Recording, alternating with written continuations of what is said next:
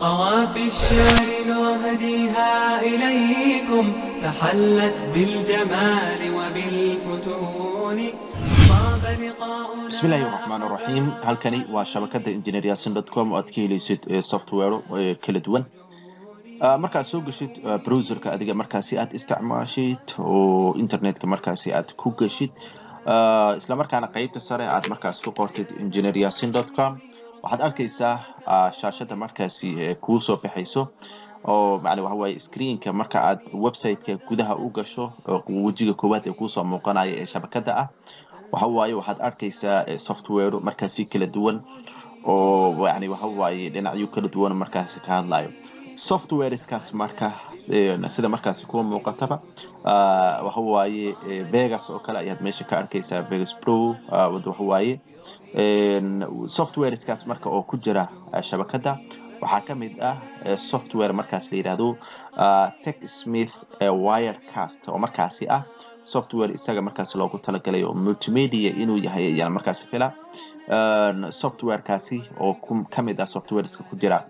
shabakada engineeryasin so marka waxa la yiraahdaa TechSmith Wirecast Pro 2021 waa versionkii ugu dambeeyay ee markaas la isticmaalo waa marka aan muuqaalkan markaas duubaybay so marka softwarekan markaad soo eegtid waxa waaye waa software ama application loogu talagalay in dadka markaasi ay si live ah ay markaasi platformska kala duwan ama social media sida Facebook YouTube iyo kuwa kale la mid ah ay si live ah markaasi ugu tabiyaan ayagoo markaa isticmaalaya hab casri ah oo sida television oo kale ama TV oo kale markaasi u baahinayo background-kooda ay markaasi bedeli karaan dadka isticmaala software-kan oo Telestream Wirecast markaasi la yiraahdo sidoo kale qoraalo ay markaasi qaybta hoose ee video-ga live-ka ah ay markaasi ku dari karaan waliba hab fudud ayadoo markaasi la isticmaalayo saacada iyo markaa lagu dari karaa lower third iyo markaa lagu sameyn karaa marka software-kan waa software-ka ay isticmaalaan televisionada oo kale software-kan ee markaas kamid ah soo marka live streaming softwareska marka la yiraahdo soo marka software-kan waxa waaye size-kiisa sida markaas aad arki kartid waa 236 megabyte ayuu markaas isagu u yahay after that markaad ku dhufatid buttonka ay ku qoran tahay download waxa ku soo baxaysa shaashad markale oo markaasi seconds markaasi la tirinayo ah oo ilaa iyo 5 iyo 10 second markaasi ah marka uu dhamaaday kadibna waxa bilaabanayo in software-ka la yiraahdo TechSmith ama aan dhaho Telestream Wirecast isaga markaasi uu toos u soo dawo so hadeertan secondska uu dhameeyay meesha download-ka waxa waaye in yar kadib waxa ka soo muuqanayo software-kii oo markaasi soo dagayo waa kaas hadeertan waa markaasi bilaabay in markaasi uu soo dago inta uu yahay yani xawaaraha internetkaaga iyo markaas ku xiran tahay hadeertan xawaaraha internetkayga aad ayuu markaas u sareeyaa 4 daqiiqo iyo markaas ku qaadanaysaa si markaas uu soo dago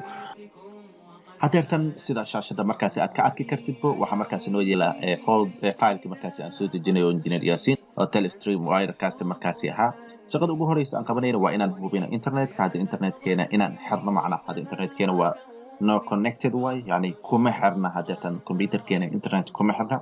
sida daraadeed shaqada koowaad waa taas talabaad waxay tahay in aad file-ka extract ku sameyso right kliga leedahay kadibna extract here iyo markaas leedahay oo file-kii qaab uu ahaa waxaan u bedeleynaa marka password-ka iyo markaas halkan gelinayna 123 ah folder caadi ah show ayaa marka hore leenahay kadibna 123 after that waxaan leenahay okay oo marka folder-kii wuxuu u bedelaa ama file-kii wuxuu u bedelaa folder markaas caadi ah hadeertan hawsha iyo markaas wada xawaaraha computerkaaga iyo markaas ku xiran tahay sida markaasi aad arki kartid oo waxa waaye oo qaybta sare oo hadda inta aan keeno shaashada oo asal meesha uu ahaan keeno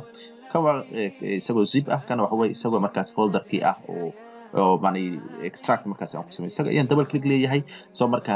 file-kan oo setup ay ku qoran tahay ayaan double click aan leeyahay si aan computerka ugu rakibo installing markaas ugu sameeyo computerka ugu rakibo after that marka aan computerka ku rakibo waxa markaas uu bilaabay in markaas uu ka shaqeysiyo waxaan leeyahay meeshan waxa waaye next iyo markaas leeyahay halkan I agree ayaan dooranaa kadib waxaan leeyahay next next markaan automation waa meesha uu markaas ku save gareynayo kadib waxaan leenahay next after that ugu dambeyntii markan waxa leeyahay next ay markaas leenahay ugu dambeyntii hawshii ayuu markaas wada oo ku rakibida fileka oo computerka markaas lagu rakibayo marka aan ku rakibno kadibni waxaan markaas yani waxa waaye folderkii ayaan markaas hadeertan waa uu dhamaaday oo hawshan close ay markaas leenahay close ayaan leenahay marka waan iska minimize markaas ka leenahay meeshan after that sida markaas aad arki kartid qaybtaas wirecast wax la yiraahdo ayaa markaas meesha ka abuurmay icon ah soo marka hadeertan activate ma ahan si aan activate ugu dhigno filekii asalka ayaan soo furaynaa after that cragga midka ah maximize aan sameeyno aan weyneyno cragga midka ah ayaan furaynaa after that midkan ayaan markaas kubiyeynaa oo right click ayaan markaa leenahay after that kubi ayaan markaas leenahay kubarkan dhan waa iska minimize gareyneynaa filekii ayaan dul tegaynaa right click open file location ayaan markaa leenahay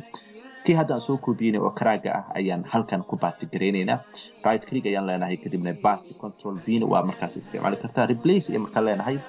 after that continue ayaan markaas sii dooranaynaa hadeertan waa activated waaye telestream wirecastiga oo haddii activated uusan ahayn aan soo furno hadda haddii activated uusan ahayn video uu ku socdo ayaa xayeysiin ayuu markaas soo gelinaa oo telestream wirecast markaas uu ku leeyahay yani magaca soo gal hadeertan waa kana shaashada way markaas muuqataa oo laba meel ay markaas meesha ka muuqato ama waxba ku soo dari kartaa tusaale ahaan hadii markaas aan eegno meesha sare oo kale waxa ku qoran waa all yani dhammaan wax walba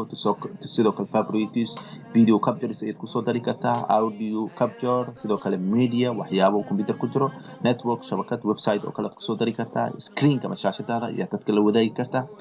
overlays waxyaabo markaas lagu daray videoga background ayaad sidoo kale ku dari kartaa sidoo kale shots ayaad markaa ku dari kartaa marka waxaan filayaa in si fiican loo fahmay muuqaalkan intaynu ku soo gabagabeynayna muuqaalkan inta ku kulmi doono muuqaalkan muuqaal la mid ahne waxaan idinkaga tegaynaa siday nabadiino wassalaamu calaykum waraxmatullaahi wabarakaatuh